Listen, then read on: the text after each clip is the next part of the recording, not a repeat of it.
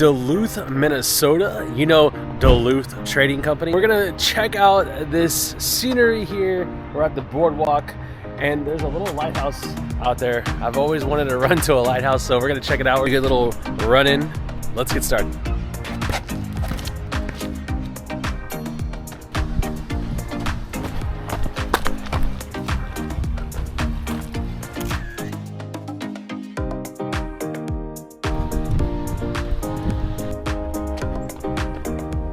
Making our way over to the lighthouse, about 4 miles in.